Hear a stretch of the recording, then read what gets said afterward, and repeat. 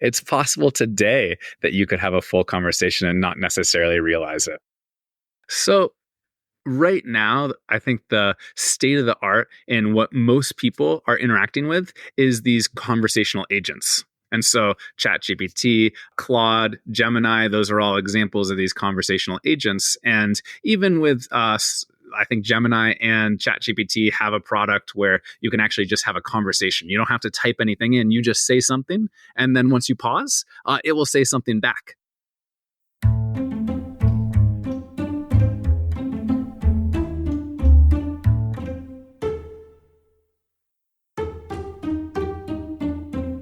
That's Matt Groh, assistant professor at the Kellogg School of Management.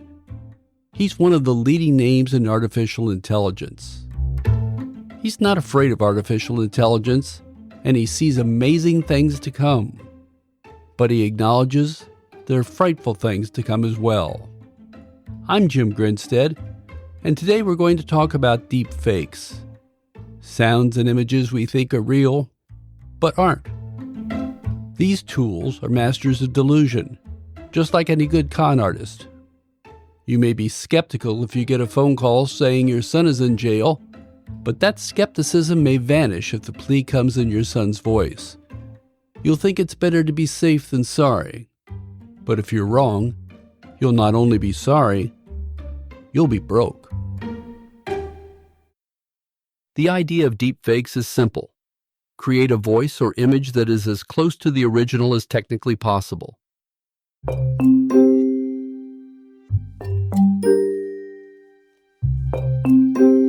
If you hear the real and AI voices next to one another, you'll likely hear the difference. But if you hear just one, it would be easy to fool you.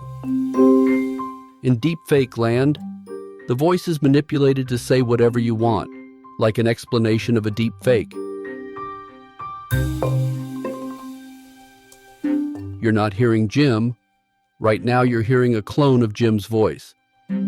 It's the same with images. Gather enough images of a person, load them into some software, and you can have a 360-degree view of them doing whatever you want.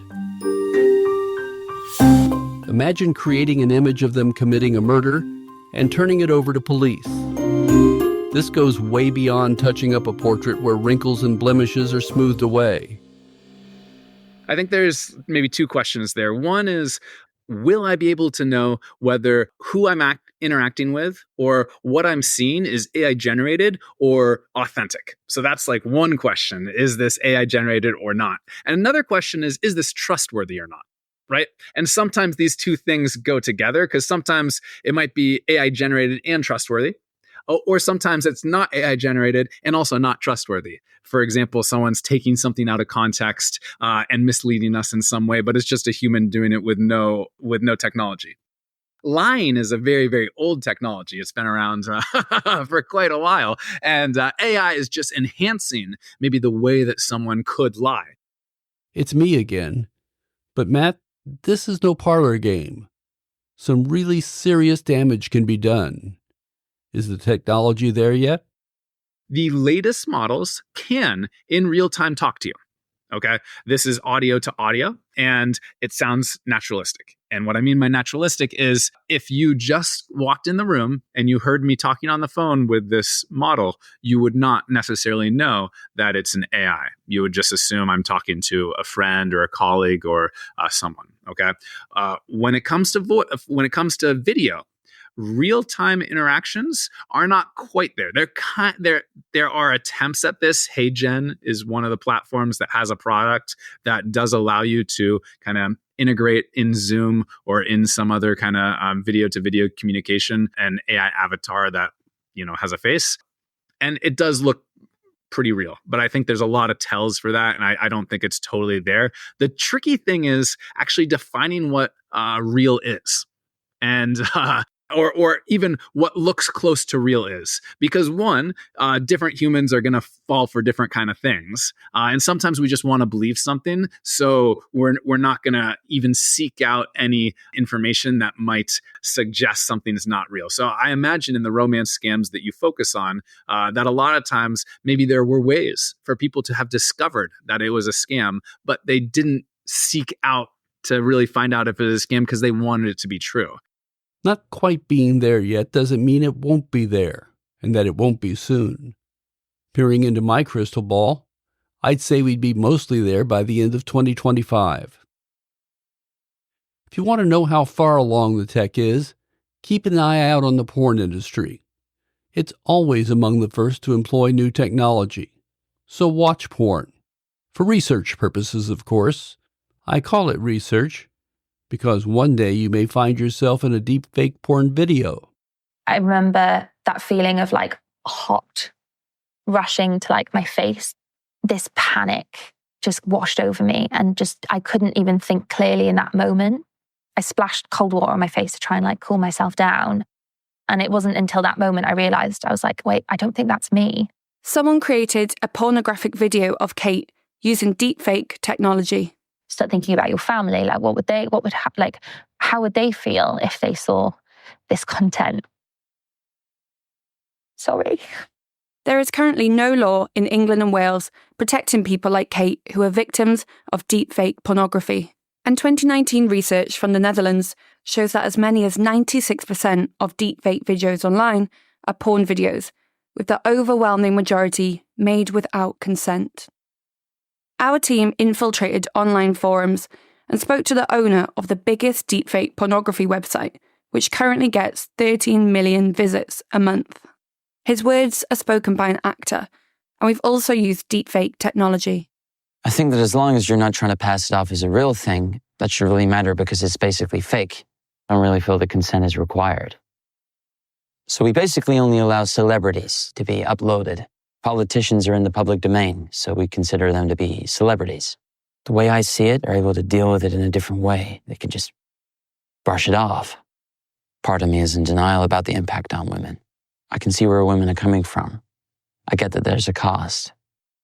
Well, the psychological effects can of course affect celebrities as much as non-celebrities. It can affect anybody. I haven't told my wife. I'm also afraid of how it might affect her knowing that I work on something like this. But it's not only celebrities and politicians who are affected. Our investigation spoke to ordinary women who were edited into deepfake videos without their consent. A group of boys from our school took pictures of girls' faces and put them on AI pornographic images. They just said I was an AI confirms victim. I was in shock. I started to feel a little sad, but that's when I went outside in the hallway, and that's when I saw a group of boys kind of mocking a group of girls that were laughing about it. And then I was just super mad, and I came to my mom and talked about it, and we needed to do something. The then 14-year-old, who lives in a New Jersey suburb, was notified by her school's administration last October that she was amongst a group of girls who'd had fake nude images made of them using artificial intelligence. The images had been circulated on Snapchat. The boy responsible was only suspended for 2 days. It was just uncomfortable knowing that the group of boys were in my classes too, and that one person was also in one of my classes. We checked if what had happened to me was illegal, and it was not. It was legal, and we couldn't do anything about it. I have not seen those images. I don't think I would want to see those. Francesca's mother, Dorota, filed a complaint, but in the United States there are no federal laws banning AI-generated deepfakes. The BBC said, Studies reveal that deepfake pornography accounts for 98% of the total deepfake videos online. It's a phenomenon that almost exclusively targets women, oftentimes in an attempt to shame them into silence. Deepfakes of Nina were made from her official portrait. It had been picked up by right-wing media, angry about her role in the Biden administration. Online trolls turned it into pornography. It looks like me a little bit, but it doesn't really, again, because it's trained on this very specific portrait of me, and I can tell that it's trained on that. But no, I didn't watch the whole thing. I mean, they're each about 7 minutes long. It's a lot to subject yourself to. Part of the problem is that the apps used to make this pornography are so easily available. This technology has become entirely democratized now, and it's being deployed not only against celebrities like Taylor Swift or public figures like me, it's being deployed against ordinary people, moms, young women in middle and high school whose classmates are making these images of them. In 2020, the folks at computer security firm Trend Micro said AI isn't being used in crime that much, but they also expect that viewpoint to change within 3 months. In fact, AI did make major inroads in that time and is now being actively explored by the criminal world. It could be expected that the criminal underground picked up on these innovations and built new, dreadful applications, and much of the press seems to favor this theory. But is this really the case? Interest in generative AI in the underground has certainly followed the general market hype, as evidenced by the fact that we are starting to see sections on underground forums dedicated to AI, such as the English hacking forum Hack Forums, which now has a section called Dark AI. However, when we look at the topics discussed in that section, we have observed that they are far from any disruptive breakthroughs. In the criminal world, most of the conversations surrounding AI discuss possible new ways of removing the censorship limitations of ChatGPT, or asking about new criminal alternatives to ChatGPT. That's AI voice Jeff, helping summarize Trend Micro's report. His voice represents direct quotes from the report. AI can do more than just voices and video. Since AI is good at writing computer code, it's often used to generate malware or improve on existing malware programs. Malware is nasty bits of code that can scramble your computer and tell you that you need $12,000 to fix it. Malware can also record keystrokes, like the username and password for your bank account. These days, most of the attention is focused on the AI product ChatGPT, but there are other commonly used AI systems as well. There are also specialized AI databases. ChatGPT works best at crafting text that seems believable, which can be abused in spam and phishing campaigns. We have observed how some of the cybercriminal products in this space have started to incorporate a ChatGPT interface that allows customers to create spam and phishing email copies.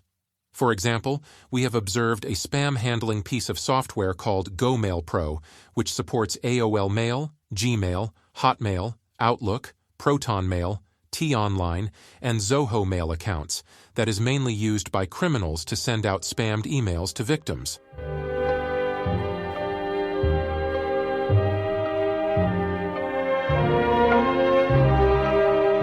On April 17, 2023, the software author announced on the GoMail Pro sales thread that ChatGPT was allegedly integrated into the GoMail Pro software to draft spam emails.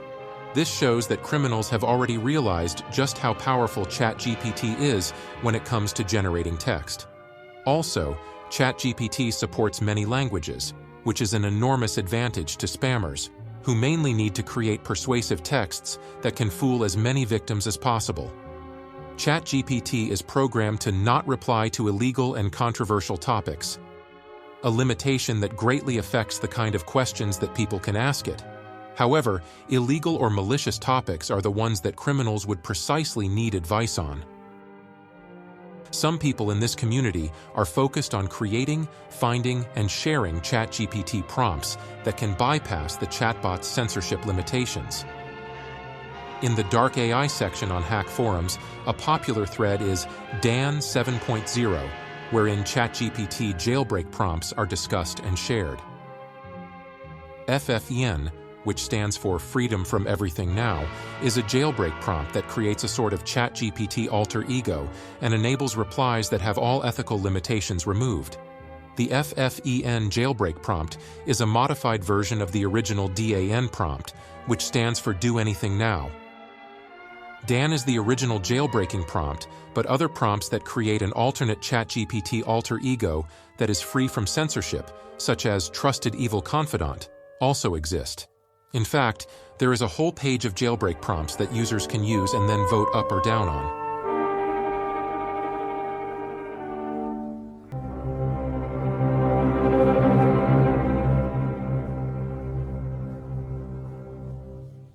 Now, if you really want to be creeped out, imagine your smart speaker using your cloned deepfake voice. It might broadcast commands like, "Alexa, set the thermostat to 100. Then it sets your oven temperature to 500, starts your dishwasher, and turns the smart fireplace on. That's when your smartphone rings and tells you about all the things that are happening at your house. You check the apps on your phone. It's all true, but you can't change them. They can for the low sum of $20,000. It's cheaper than buying a new house, that's for sure. It's similar to the deepfake call you might get saying a relative is in trouble and needs money, except they don't have to go to the trouble of cloning the relative's voice. Yours will be just fine, thank you. How may they get their voice? Remember that they called your smartphone to give you the bad news? Since July 22, 2023, we have witnessed a steady stream of announcements related to AI services on the Telegram channel called Cashflow Cartel. The announcements initially just sported a list of possible AI-powered activities, such as writing malicious code, creating phishing websites, finding marketplaces, and discovering Carter sites. They claim to support different AI models and to have more than 3,000 successful users, with a price set at $90 per month. However, no specific service name was provided in the initial Telegram posts. Since then, we've noticed how the advertisements pertaining to these AI services have started evolving. On July 27, 2023, we've seen multiple services such as DarkBard, DarkBert, and FraudGPT being offered online. The post author and channel admin claim to only be service resellers. Although each AI-powered service has slightly different monthly fees, there is no clear description of the features each service provides. However, as of August 2023, all the original offerings have been removed from the Telegram channel, and no further mention of these services has been made since. You can run, but you can't hide. These and other services are there to be found if you know how to do it. And no, I'm not going to tell you what they are. Scammers and con artists want your money, and deepfake AI is a great tool to help them do that. AI can also be a great thing to help with research and other projects. Now, I'm going to take a side trip here to illustrate that AI can also be deadly. Here's AI voice Alexis reading from an article in The Atlantic. One day in 1979, a robot at a Ford Motor Company casting plant malfunctioned. Human workers determined that it was not going fast enough. And so 25-year-old Robert Williams was asked to climb into a storage rack to help move things along. The one-ton robot continued to work silently, smashing into Williams's head and instantly killing him. This was reportedly the first incident in which a robot killed a human. Many more would follow. At Kawasaki Heavy Industries in 1981, Kenji Urata died in similar circumstances. A malfunctioning robot he went to inspect killed him when he obstructed its path. According to Gabriel Halavi in his 2013 book, When Robots Kill, Artificial Intelligence Under Criminal Law. As Halavi puts it, the robot simply determined that the most efficient way to eliminate the threat was to push the worker into an adjacent machine. From 1992 to 2017, workplace robots were responsible for 41 recorded deaths in the United States. And that's likely an underestimate, especially when you consider knock-on effects from automation, such as job loss. A robotic anti-aircraft cannon killed 9 South African soldiers in 2007 when a possible software failure led the machine to swing itself wildly and fired dozens of lethal rounds in less than a second. In a 2018 trial, a medical robot was implicated in killing Stephen Pettit during a routine operation that had occurred a few years earlier.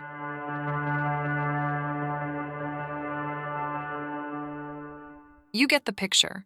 Robots have been killing people for decades, and the development of more advanced artificial intelligence has only increased the potential for machines to cause harm. Self-driving cars are already on American streets, and robotic dogs are being used by law enforcement. Computerized systems are being given the capabilities to use tools, allowing them to directly affect the physical world.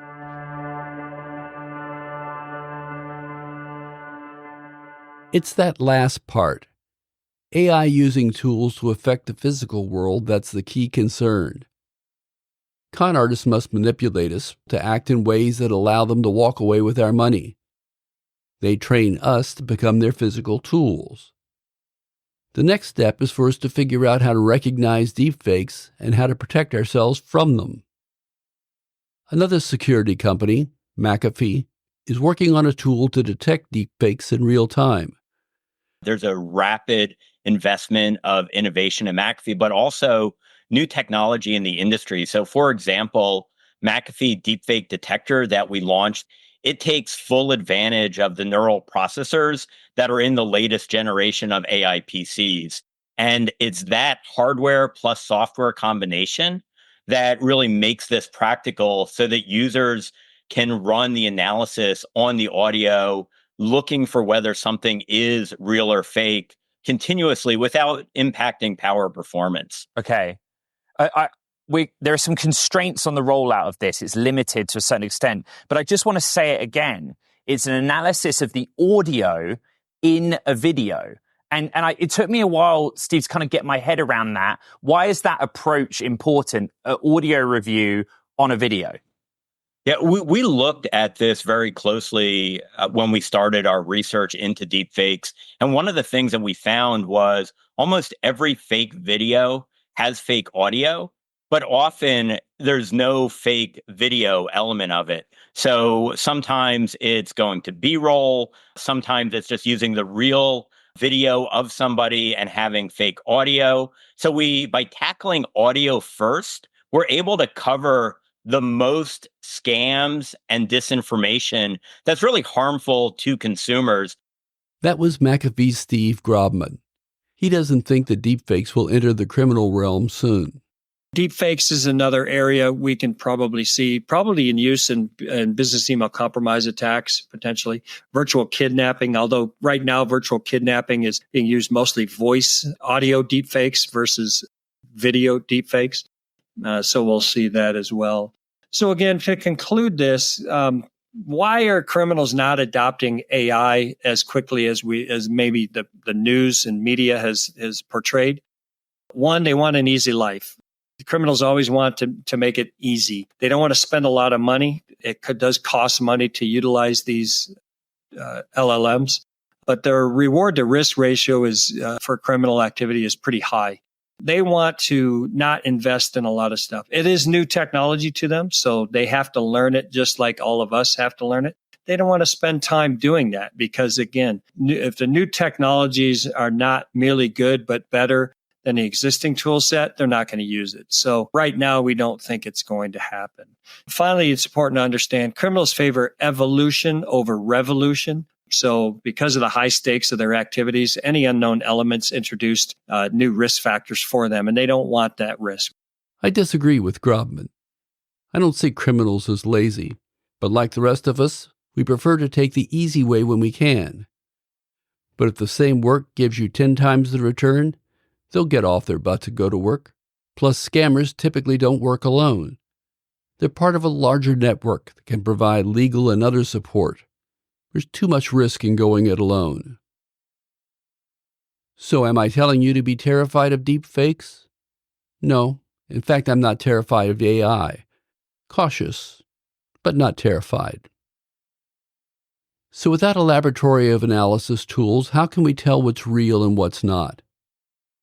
Well, in the early days of chatbots, the machine just rephrased the question you asked and asked it back to you. For example, if you ask the bot if photographic film still has a role now that digital photography has arrived, it might parrot out some history about silver images and then ask you what you thought. Your thoughts would be incorporated into information it already had, then probe you for more. Here's Matt Groh again.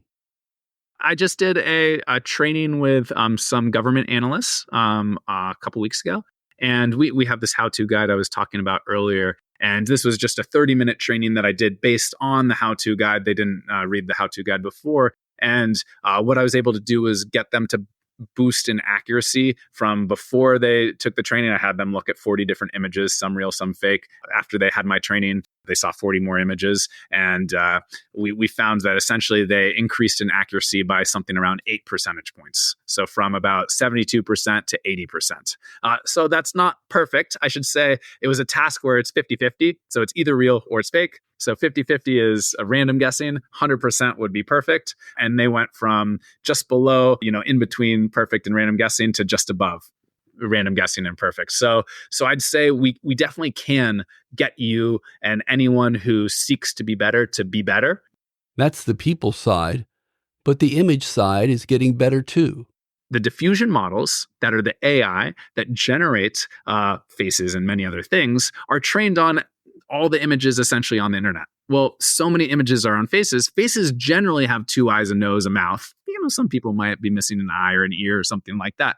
But 99+% of faces kind of have a very, very similar structure. And also when we take pictures of faces, we generally take it in the same way. Like you're looking at my face directly, not the side of my face. You could, and some pictures are taken that way, but most pictures are not. There's a lot of training examples of straight on people's faces. Because there's a lot of training examples of that, and because it's so well structured, when it comes to generating an image of a face, that's actually relatively easy for AI models to do that well.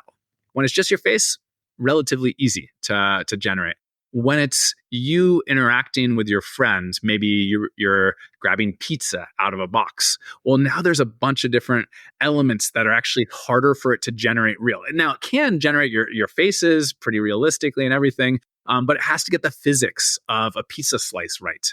And, pizza slices are not like cardboard. They're not totally firm. At least a good pizza is not. And it maybe has a little flop to it, but not too much flop. And so getting that, like as someone's lifting it, to look the exact right way, and especially if 2 people are interacting and maybe someone's putting a hand on the shoulder or just doing anything together, there's lots of like possibilities for weird things to emerge just because there's so many things that could happen between 2 people. Whereas when it's just your face in like a portrait, like you might have on LinkedIn, everyone's kind of generally smiling or like has a straight face and just like looks forward in the camera. That's a LinkedIn photo. But like 2 people eating pizza, there are many ways. Now that we know what challenges are coming up, Groh has ideas on how to protect ourselves.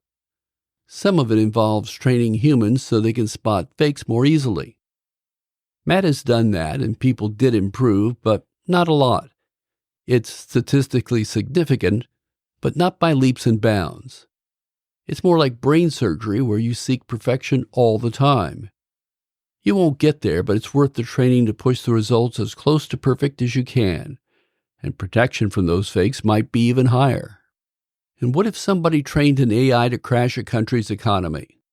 I think there's a lot of great robustness and safety built into these systems. It doesn't mean that a very artful thief, an artful, saboteur, someone who is a con man could figure out some ways. But once they figure out the way, then it's a cat and mouse game, and the finance companies or whatever are going to come up with new defenses. So I do think there's opportunities, but there's also defenses that can be created. And I think a lot of times the solution from an organizational perspective is actually to impose friction, which is not ideal. We don't want more friction in our lives, but sometimes a little bit of friction actually allows for more robustness and safety and security. And so this is just a trade-off that we're going to have to deal with. Friction, like 2-factor identification or identification dongles.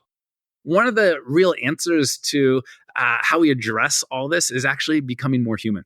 So in other words, saying no to some of the technology and just doing stuff in person. Doing stuff where you know the credentials of someone else. If you're in a local town, your banker for many years. And of course, I recognize we live in like large scale societies in big cities where we don't necessarily know the person that we're doing an exchange with. But I think maybe actually that's where many of the solutions are going to arise, is figuring out how we can create trust between humans better. I think that there's like a lot of research that needs to be done and a lot of startups and ideas that need to kind of like emerge for us to work in a world where AI can have these conversations and interactions that mimic reality but aren't quite reality, and also could be used for nefarious purposes. I feel as if I've stumbled into a Star Trek episode and Spock is telling me the logical solution is to be human. I think critical reasoning is something that feels sometimes so simple and so complex at the same time. We're like, sometimes we feel like I know how to critically reason, but I don't know if the next guy knows how to critically reason. And I think it is very possible to teach this. Part of, teaching something, though, is somebody being willing to learn. And really, like, critical reasoning does take an open mind to checking our assumptions. And if you don't want to check your assumptions, then you're probably not going to check your assumptions. You're not going to engage in critical reasoning. But once you engage in a willingness to open your mind to different kind of possibilities, then you can start asking questions. And it's actually kind of fun. It's actually engaging who we are as humans in our kind of childlike selves. If you want to be as human as possible, engage that curiosity. When you're engaging that curiosity, that's leading to lots of questions. As long as you have an open mind, you're probably going to just naturally critically reason. But the problem is a lot of people have had the curiosity stamped out of them. A lot of people are just really stuck in their ways. They don't have to be. And they can come back to that childlike sense of curiosity. And when they do that, I think there's a lot of avoidance of some of these kind of scams and cons that comes with it. Take us out, Jim. If you enjoy the show, please tell your friends and encourage them to listen. And give us a 5-star rating wherever you listen. It's important to help people find the podcast. If you want to give us more love, consider supporting the show monthly via Patreon.